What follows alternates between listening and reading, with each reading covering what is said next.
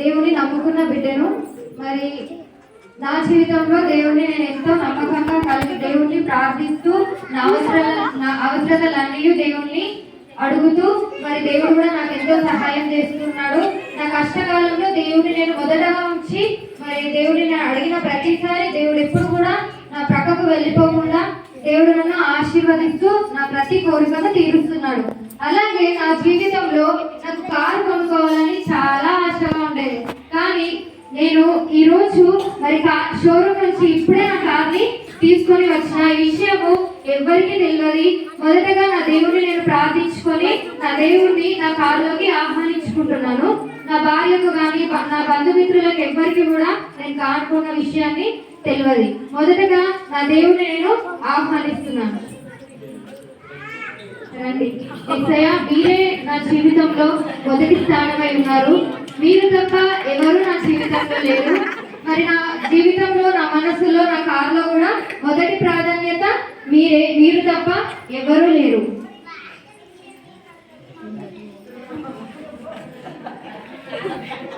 నిజంగా thank you యేసయ్య.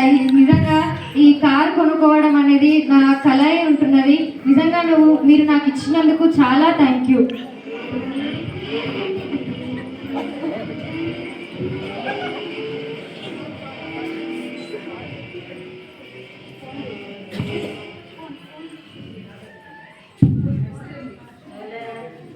అయిపోయింది. యేసయ్య phone వస్తుంది. నా భార్య ఫోన్ చేస్తుంది. యేసయ్య హలో హలో హలో, ఏమండి ఎక్కడున్నారు?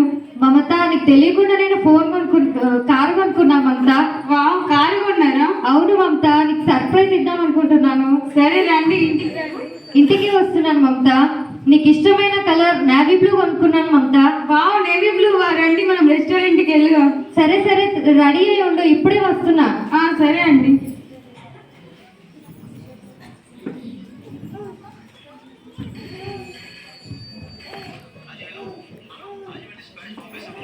యేసయ్య, మనం ఇంటి దగ్గరకు వచ్చేసినాము. ఇదే మా ఇల్లు. నా భార్య రా కూర్చో. ఇదే మన కొత్త కార్.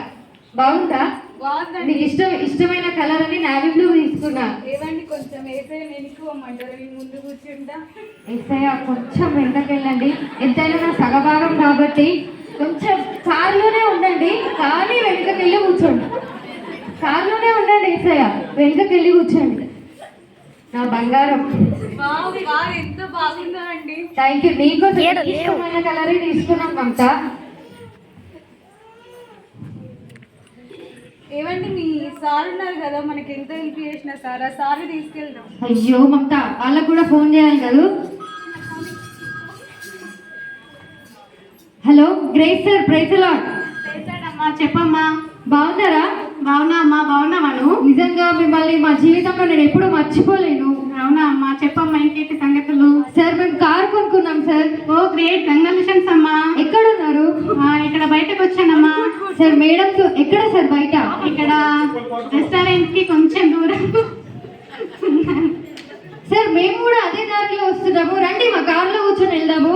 ఓకే అమ్మా. మేము నిజంగా దీన పరిస్థితిలో ఉన్నప్పుడు మాకు ఆర్థికంగా సహాయం చేసినారు. మా దీన పరిస్థితిని ఎరిగి మాకు డబ్బులు ఇచ్చినారు, మాకు ప్రతి ఒక్కటి ఇచ్చినారు. మిమ్మల్ని మేము ఎప్పుడు కూడా మర్చిపోలేదు. ఫస్ట్ టైం మేము కారు కొనుక్కున్నాం. మీరు మా కార్లో కంపల్సరీ ఎక్కాలి, రండి. ఓకే అమ్మా, థ్యాంక్ యూ. మేడంకి తీసుకొని రండి. ఓకే, కష్టాలు ఉన్న వారికి సహాయం చేయడమే నా పని అమ్మా. తప్పకుండా నేను సహాయం చేశాను కాబట్టి మీరు మంచి పొజిషన్లో ఉన్నందుకు దేవుడికి కృతజ్ఞతలు అమ్మా. రండి.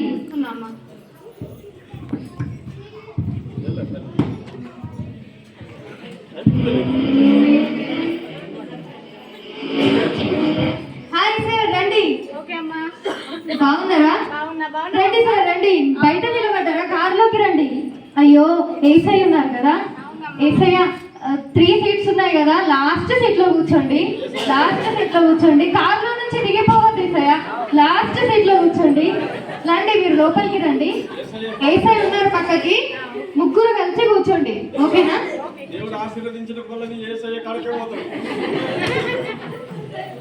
సార్ బాగున్నారా? బాగున్నా అమ్మా. ఇంకేం చేస్తున్నావమ్మా? ఇప్పుడే సార్ కార్ తీసుకున్నాము. అక్క అక్క అక్క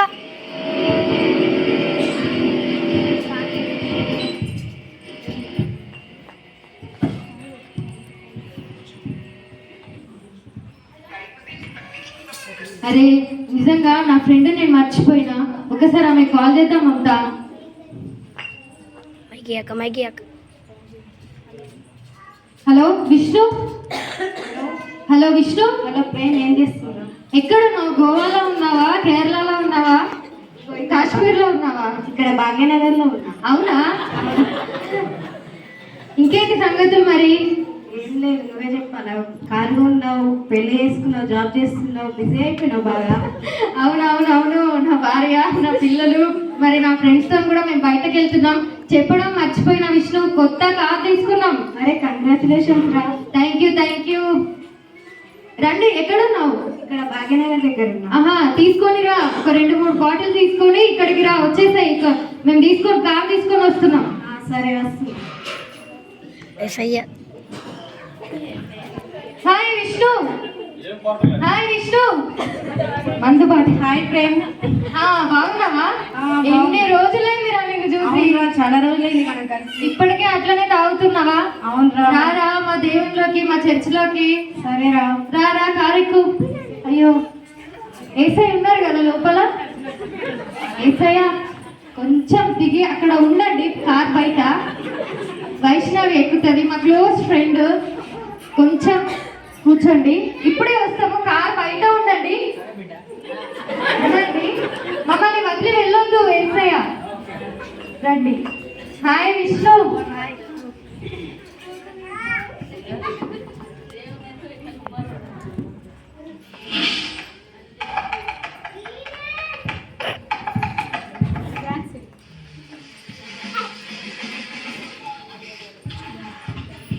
తీరా మంటపాటి. మామ కొత్త కారు ఉన్నావు, కొంచెం తాగు. డ్రైవింగ్ చేస్తున్నారు కదా, ఏవండి కొత్త కారు కదా, తాగండి. ఈరోజు కొంచెం తాగుతాను మరి.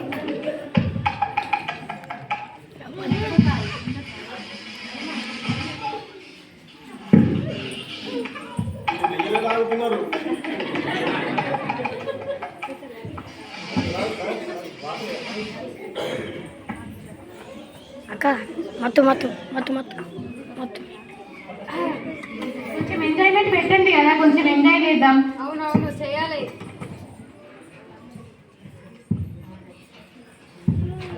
మొన్న వాడికి వాడు ఇదైపోయింది కదా, వాడు అట్లా చనిపోయిందట. అది సంగతి. అవునా? మీరు మరి? మేమైతే అంతా బాగుంది, మా వైఫ్ కూడా చాలా బాగుంది, మేము చాలా ఎంజాయ్ చేస్తున్నాము. పిల్లలు కూడా బాగున్నారు, స్కూల్కి వెళ్ళిండ్రు వాళ్ళు.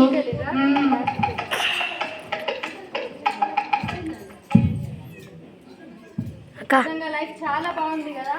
చిన్నక్క అక్క అక్క